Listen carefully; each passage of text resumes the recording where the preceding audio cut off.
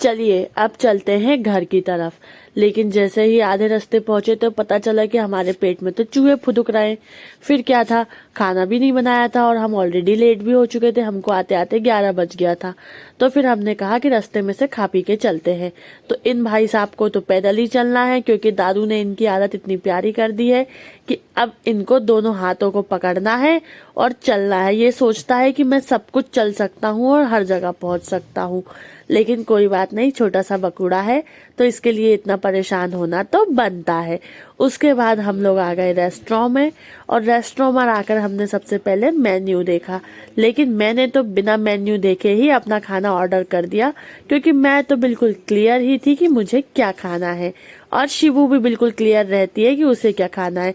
यहाँ इसे तो कुछ खाना नहीं है, लेकिन गिलास की तोड़म फोड़ मचा रहा है और छिना रहे हैं तो डांट रहा है कि मत छिनाओ। और जितने भी गिलास थे ना, सब नीचे फेंक दिए। वो तो बढ़िया था कि प्लास्टिक गिलास है, कांच का नहीं है, तो नहीं टूटा। फिर मेरा आ गया था छोला भटूरा, और बहुत दिन से खाया भी नहीं था।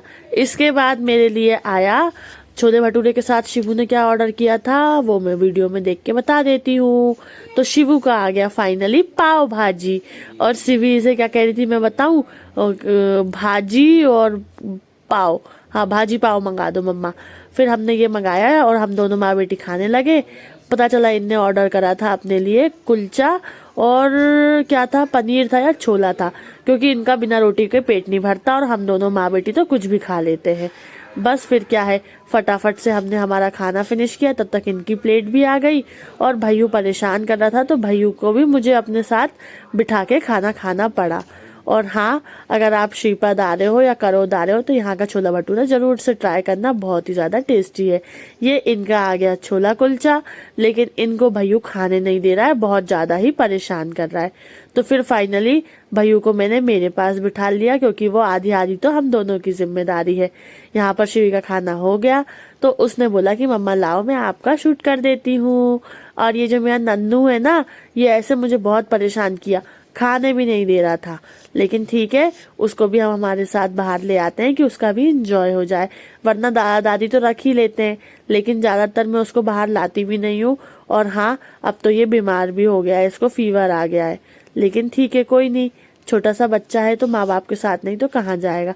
फिर ये दीदी को परेशान करने लगा कि चल मुझे चला, और जितने जल्दी इसके पाँव नहीं चलते ना, इतने जल्दी भागने की ट्राई करता है कि मैं पता नहीं कहाँ से कहाँ पहुंच जाऊं।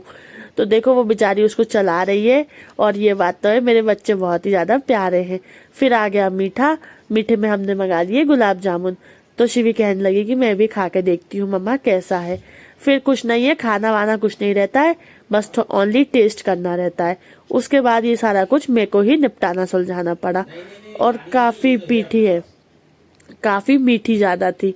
इसके बाद हम लोग आ गए घर, और आपको करना है हमेशा की तरह मेरे व्लॉग को लाइक, शेयर और सब्सक्राइब, और बस फेसबुक पेज पे देख रहे हो तो फॉलो कर लो। Thank you, bye. बने